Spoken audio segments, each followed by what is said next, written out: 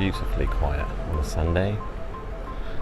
St James is actually the only time that it's nice is when nobody is here, because the people who work around here are, well, let's say a little bit odd, as in so much wealth and influence.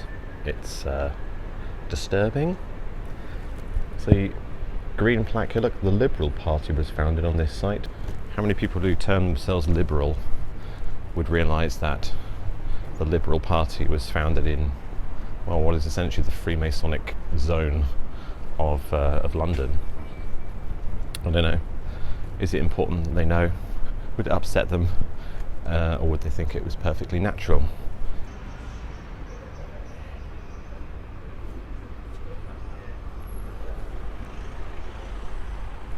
I hate to be like coming across like I'm trying to bust all the conspiracies or something.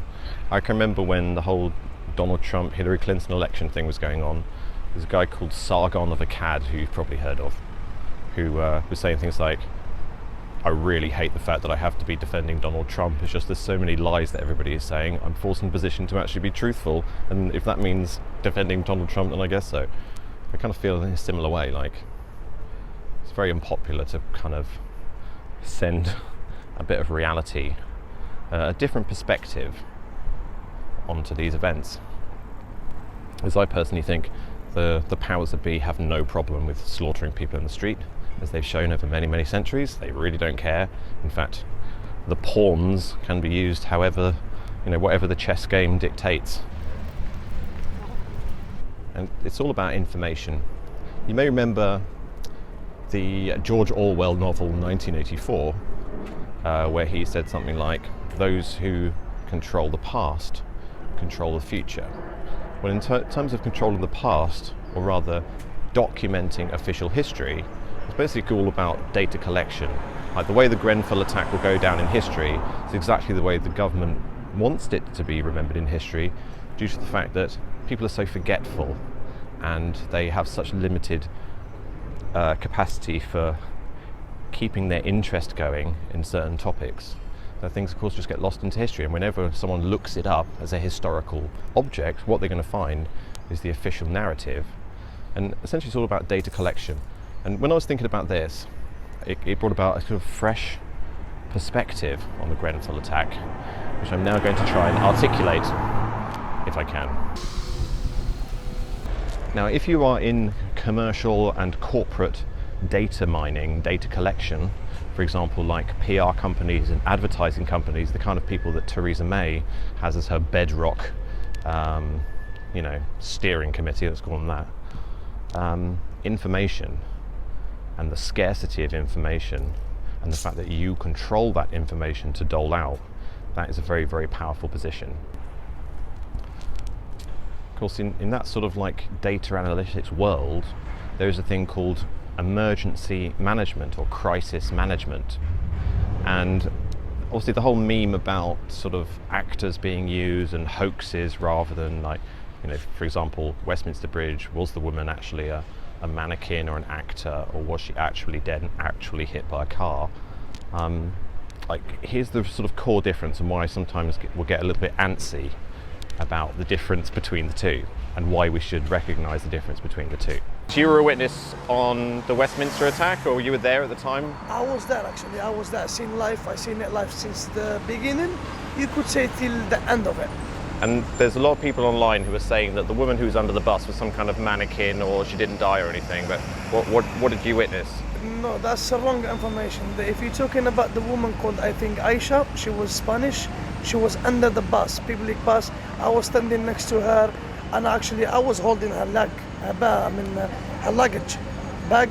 She did pass away on the same day, on the spot, on the same minute. And I think she was on the way, what I heard through the police as well, she was on the way to go and pick up her kids from school. Did she get hit by the car, or? Well, she did get hit by the car, but once she flipped over, over there, so she got under the bus, and the bus already gone past her, so it was too late. Yeah. But she did definitely pass away. So a lot of people were saying that the thing that was odd about it was that people were just walking past, not checking if she was okay, but presumably as soon as it happened, people realised she was very dead. No, people realized really dead, and I was one of them. I was one of the first people actually who approached her, and I stayed with her till the ambulance came. But because the nurse who checked her up, and I told her she's dead, she checked her hand, and she Yeah. told me, yeah, you're right. Every single doctor who came after that, I told him by myself, don't need to waste your time here. I mean, I feel sorry for her, but she's already dead. So you better to go and help other people Yeah. who need more help now. And they did she bleeding. actually get run over by the bus? On what's the name? On the second wheel, yeah. Yeah. First wheel, when she went under the bus, she went on the middle of the bus. Okay. So the second wheel went over her, but not the first one. Only the second wheel. Okay. So when thinking about like the field that they are in terms of like mass data collection and surveillance upon the public, it's no good basically saying, oh well, we need to surveil. We're not going to surveil the real public. We're going to get a group of people who are going to pretend to be members of the public, and we're going to study them, and then we're going to try and sell the data. Most corporate companies who are interested in purchasing packaged and filled out data about people are not interested in people acting it out. Like in terms of the brutal way that Britain has always quelled revolutions and that sort of thing, slaying people and killing people in the street is all part of the course and quite necessary, especially if you're interested in getting scientific data of how people actually react to that sort of thing.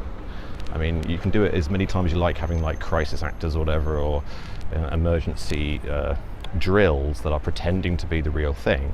You're not actually going to get any lucrative data out of that.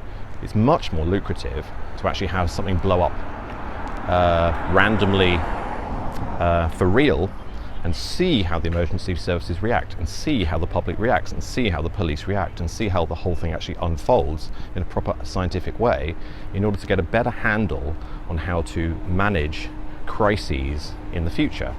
It's like a big, massive social experiment done by private companies for lucrative contracts. I'm not necessarily saying that's what happened in the London attack or the Westminster attack or in Grenfell, to be honest, but I'm just saying that it's very, very lucrative and very valuable to have the accurate data, especially, for example, I mean, this is where it does get into a bit of conspiracy theory, when you say, if they knew it was going to happen.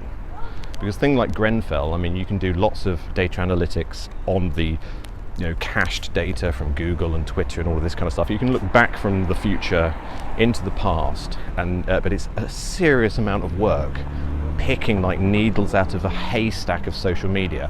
However, if you knew that something was going to happen, and that specific thing had was tagged with a specific word, for example Grenfell, and if you notice that Grenfell is actually a really odd name, the sort of name that would actually enable you to very easily focus your study on what people are sharing on social media and what people are saying about it. Also, if you were there from the very beginning, you can see how the revolution or the dissent and the rioting or whatever might happen afterwards, you can actually trace very, very quickly and very efficiently how that came about in order to basically better manage the crisis next time. And in terms of like getting Grenfell Tower to burn down, it doesn't actually have to be like a purposefully designed thing. It's exactly the same as jihad terrorism. So jihad terrorism doesn't have to actually be people who are told to do it or whatever, or managed, or they don't have to actually like form the groups in Libya or something, actually train the people in England. These people can, in fact, just train themselves, radicalize themselves, because the government, with all its illegal wars and its terrifying raining death from the sky into the Middle East for so many generations, has created the environment for it to come about naturally, therefore producing just plausible deniability. The government isn't really connected to it. They've just created the environment by which that sort of catastrophic thing can happen. It's the same with the Grenfell Tower. They don't actually have to purposefully burn it down, or really that far plan for it to burn down. They just create the environment by which things like that just happen, and they just have to have all of their companies ready to scoop up the data, analyze it, and manipulate the revolution that happens to benefit themselves. I mean, it's super, super easy peasy as long as you have the infrastructure to do it. And of course, Theresa May basically has military grade infrastructure for data analytics and surveillance to use at whim for whatever she finds expedient. They basically got this exactly the same kind of machinery as they have it in places like Cambridge Analytica, except Cambridge Analytica most probably have a lot of very well paid, very, very talented people working that machinery. Theresa May probably basically just has like a bag of spanners and a load of monkeys.